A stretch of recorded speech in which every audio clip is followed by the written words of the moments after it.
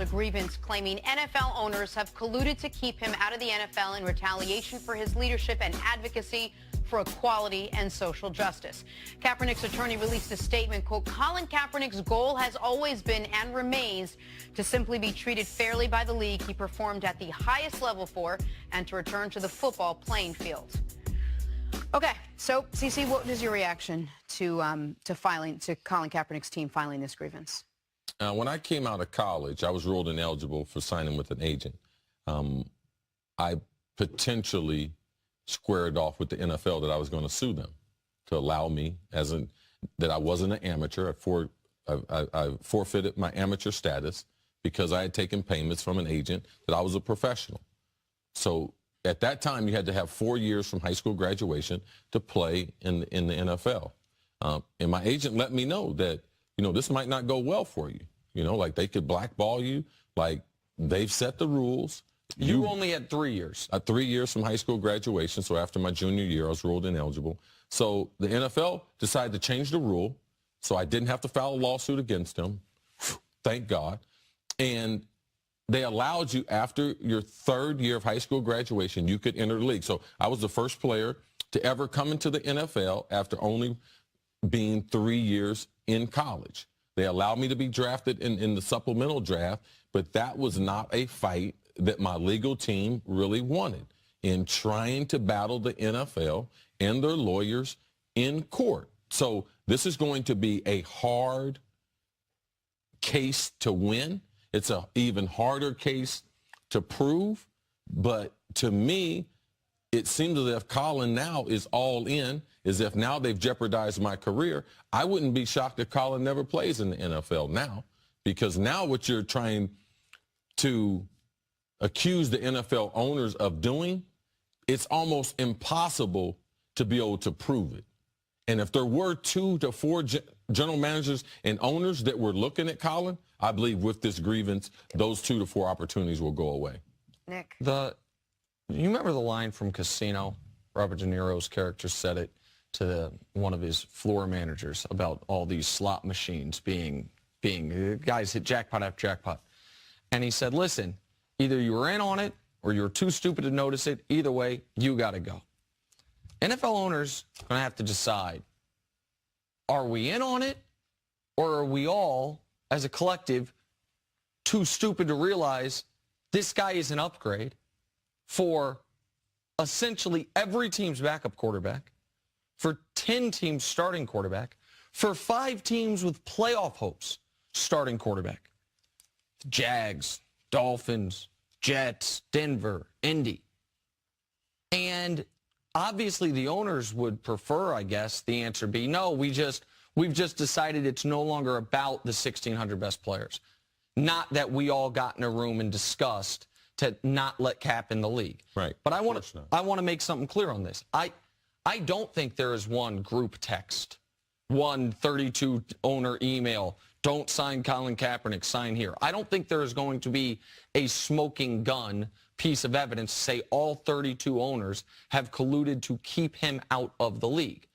But let's not act like we haven't seen this type of collusion to keep a player out of the league in sports before. Barry Bonds, his final year in Major League Baseball, I believe led Major League Baseball in on-base percentage, was near the top of the league in OPS. And the owners decided, without having to actually say it, it's better for the game for him not to be involved.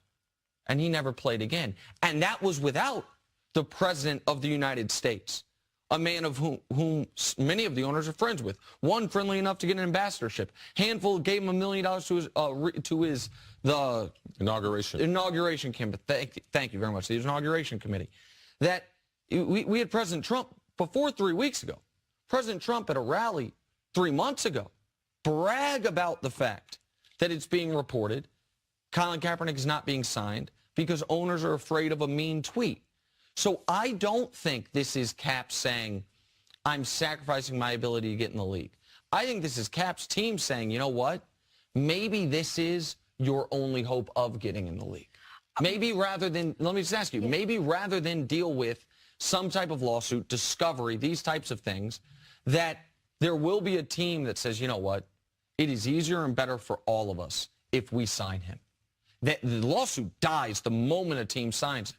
So, and then Cap gets a chance to go on a practice field to, as you say, the players will see if he can play or if he can't play. So I don't think this is Cap forfeiting his chance to get in the league. I think Cap believes I have no chance to get in the league unless I do something like this. I disagree with you, and I agree with you wholeheartedly. This feels like a very Hail Mary type of move. I don't know what the end game is for him, unless it is what you think, that there is an owner that's suddenly going to say, you know what, instead of going through all this silliness with the lawsuit and collusion and all of it, we'll just sign him. It'll just be easier for everyone. That seems so preposterous to me, and no disrespect to that being your point. It hasn't happened up until this point when they actually perhaps needed someone. So for them to do it to avoid a lawsuit against the NFL just seems at this point so ludicrous. So what's the end game? How do you expect to play in a league that you're threatening to sue? And if the end play is, well, I just want to make sure everyone knows that I've done every single thing I possibly can to back into the league, then what? Then what happens? No, he should definitely file a grievance. If he feels that the teams have colluded. But if you say he knows he's not going to play anymore, what's I didn't say he didn't know that. No, I said that's my feeling. Right. Like, I hope I'm not right. I know the league office is shocked that he hadn't signed with the team. The question is not his ability. The question is, how can you prove this? Like, how can you improve your position? Now, you said you wanted him to speak out. Filing a grievance is speaking out. I disagree. Well, filing a grievance is a bunch of lawyers, is a bunch of guys getting together and now, issuing statements. When I say speak, I want to see your face. I want to see the guy that knelt. That's what I want to see. All right, but let's if we can avoid that part of this discussion, because this isn't about whether or not Cap should speak out. This is about what he did in filing this grievance. The audience should also know this. However unlikely it is that he wins, the risk for the NFL and him winning is this. It can nullify the CBA. One player proving one instance of collusion can affect a clause in the CBA, not to get too in the weeds on it, that nullifies the entire agreement. That is incredibly risky for the owners because they love this CBA. Everyone thinks the owners got over on the players in this CBA.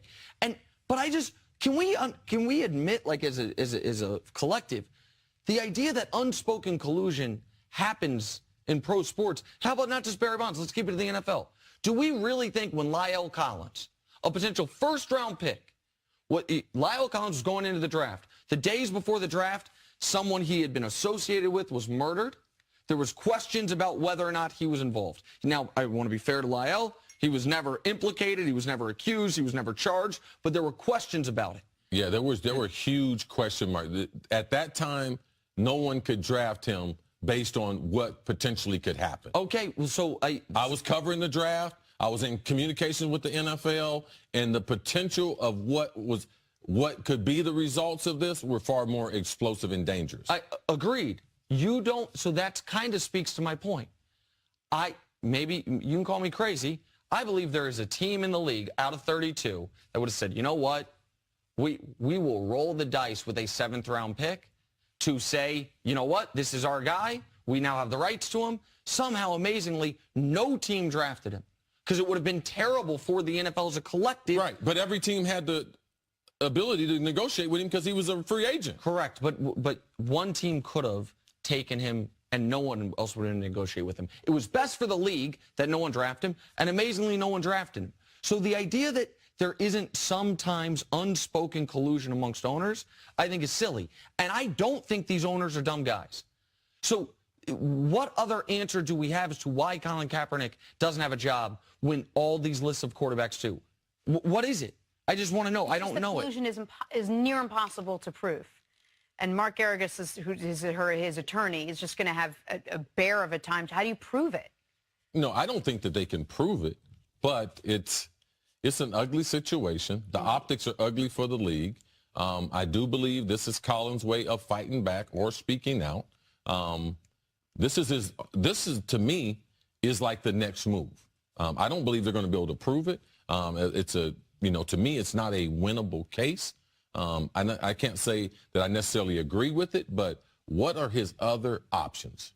When they're working out backup quarterbacks every week, his people are reaching out to teams, and teams aren't even responding with any other type of phone call. So Colin's got to do something, and I think this was the only thing that he felt like was the next move that would allow him potentially to be able to gain his job back. All right, that's where we're going to leave it for right now. We're going to take a break. This is First Things First. We're back right after this. Stay with us.